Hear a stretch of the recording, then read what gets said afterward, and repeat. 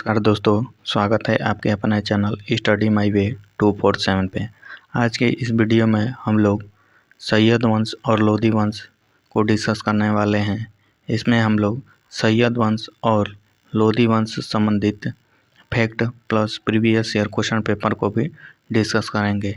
और आपने अगर मिडिवल हिस्ट्री की प्ले लिस्ट नहीं देखी तो आप जा कर के मिडिवल हिस्ट्री की प्ले लिस्ट देख सकते हैं। तो चलिए हम लोग आज का अपना टॉपिक डिस्कस करते हैं, सैयद वंश। तो सबसे पहले हम लोग सैयद वंश को डिस्कस करेंगे। तो हम लोग सबसे पहले सैयद वंश को डिस्कस करेंगे और उसके बाद फिर हम लोग लोधी वंश को डिस्कस करेंगे। तो चलिए हम लोग देखते हैं सैयद वंश। तो सैयद वंश 1414 से 1451 ईस्वी तक चला था। तो सैयद वंश खिज्र खां 14 से 1421 ईस्वी तक, मुबारक शाह 14 से 21 से 1434 ईस्वी तक शासनकाल चला। मोहम्मद शाह जो कि 14 से 34 से 1445 ईस्वी तक चला। अलाउद्दीन आलम शाह 1445 से 1451 ईस्वी तक चला। तो सबसे पहले हम लोग खिज्र खां के बारे में डिस्कस करते हैं। तो चलिए हम लोग देखते हैं। खिज्र खां सैयद वंश का संस्थापक खिज्र खां था। सल्तनत काल में शासन करने वाला यह एकमात्र शिया वंश था। खिज्र खां ने सुल्तान की उपाधि धारण नहीं की, बल्कि उसने रैयत-ए-आला उपाधि ली थी। तो क्वेश्चन इस प्रकार बनता है कि सल्तनत काल में शिया वंश का एकमात्र शासक कौन था। तो ये सैयद वंश के लोग थे जो कि शिया वंश के थे।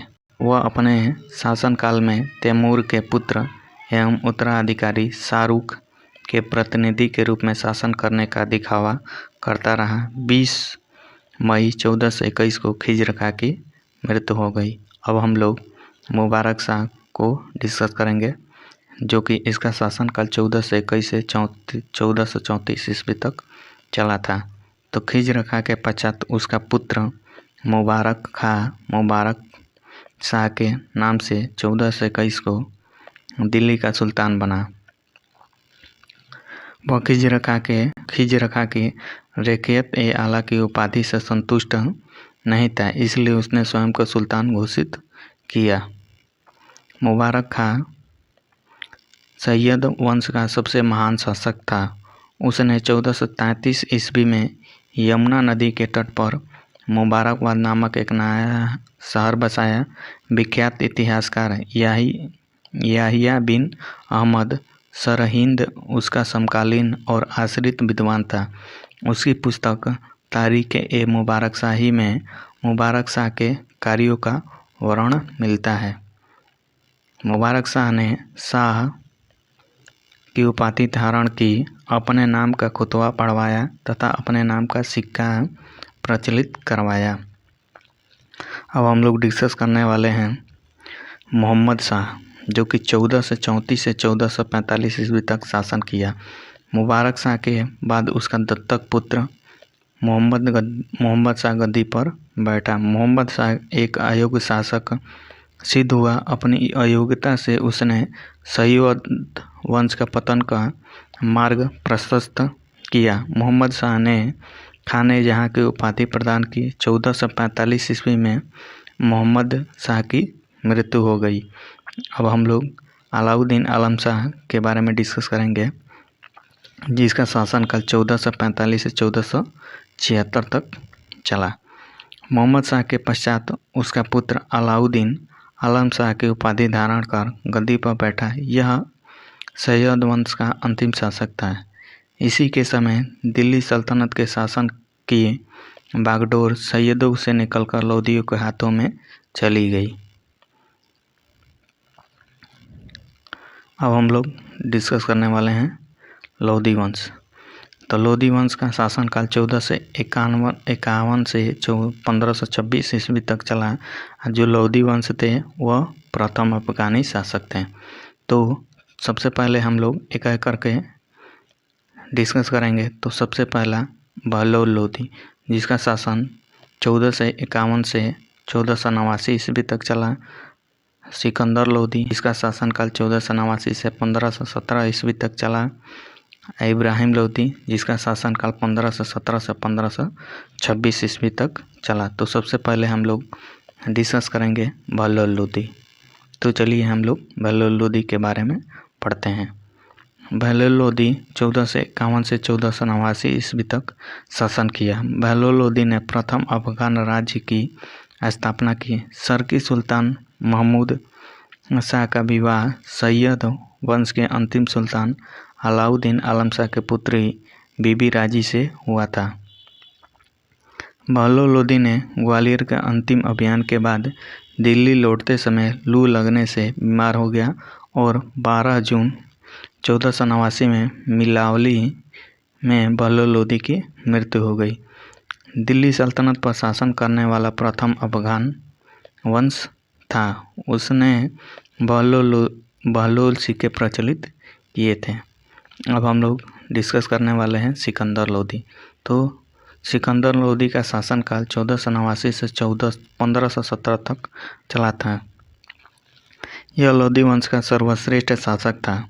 उसने कुशल सैन्य व्यवस्था एवं गुप्तचर प्रणाली गठित की थी। सिकंदर लोदी ने 1504 ईस्वी में आगरा शहर की स्थापना की तथा 1506 ईस्वी में आगरा की अपनी राजधानी बनवाई थी। तो कुछ बताइए। तो आगरा शहर का संस्थापक सिकंदर लोदी था। सिकंदर लोदी गुरु के नाम से फारसी में कविता लिखता था। सिकंदर लोदी ने कुतुब मीनार की मरम्मत करवाई। 21 नवंबर 1513 को इसकी मृत्यु हो गई। सिकंदर लोदी ने भूमि की नाप के लिए पैमाना गज सिकंदरी प्रारंभ की, जो कि प्राय 30 इंच की होती थी।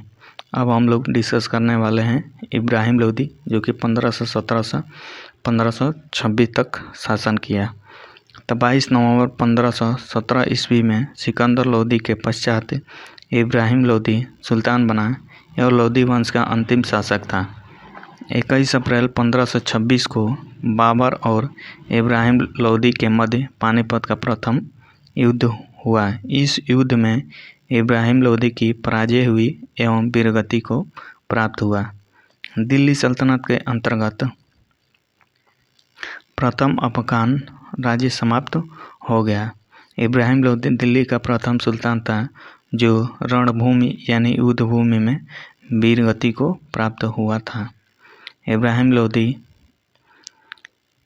दिल्ली सल्तनत का अंतिम सुल्तान था, जिसकी मृत्यु के पश्चात दिल्ली की सत्ता मुगलों के हाथों में चली गई।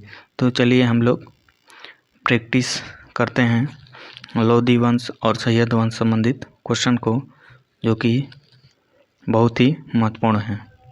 तो पहला क्वेश्चन है, निम्नलिखित सल्तनत शासकों में से कौन अफगान मूल के थे? तो अफगान मूल के लोदी वंश थे। अभी आपने ऊपर पढ़ा। क्वेश्चन नंबर दूसरा है हमारा, दिल्ली की राजगद्दी पर अफगान शासकों के शासन का निम्नलिखित में से कौन सा सही क्रम काला अनुक्रम है? तो सबसे पहले बहलोल खान लोदी, फिर सिकंदर शाह लोदी और इब्राहिम लोदी थे। ऑप्शन नंबर सी सही जवाब होगा। क्वेश्चन नंबर 3 है हमारा, महाराणा संगा ने इब्राहिम लोदी को किस युद्ध में परास्त किया था? तो ये खतौली का युद्ध था। ऑप्शन नंबर ए सही जवाब है, जो कि 1518 ईस्वी में हुई थी। क्वेश्चन नंबर 4 है हमारा, निम्नलिखित में से किस सुल्तान ने एक नगर बसाया जहां अब आगरा है? तो वह सिकंदर लोदी था, जो कि आगरा शहर को बसाया था। दिल्ली से आगरा को राजधानी बनाया था। क्वेश्चन नंबर 5 है हमारा, निम्न में से किसने गुल रुखी उपनाम से कविताएं की रचना की? तो यह सिकंदर लोदी था, जो कि गुल रुखी नाम से कविता लिखता था। ऑप्शन नंबर बी सही जवाब है, और यह फारसी भाषा में लिखा करता था। क्वेश्चन नंबर 6 है हमारा, निम्नलिखित सुल्तानों में से कौन अन्न के ऊपर कर को समाप्त करने के लिए जाना जाता है? तो सिकंदर लोदी ही था जो कि अन्य के ऊपर लगे करों को हटा दिया था। 6 का ऑप्शन नंबर डी सही जवाब होगा। कुछ का नहीं था तो बलबन, कुतुबुद्दीन ऐबक, इल्तुतमिश, इब्राहिम लोदी। तो इस प्रश्न का जवाब आप लोग कमेंट में पिन कर दीजिएगा। वीडियो देखने के लिए धन्यवाद। अगर आपको वीडियो अच्छी लगी तो like, subscribe, comment and share करना ना भूलें। धन्यवाद।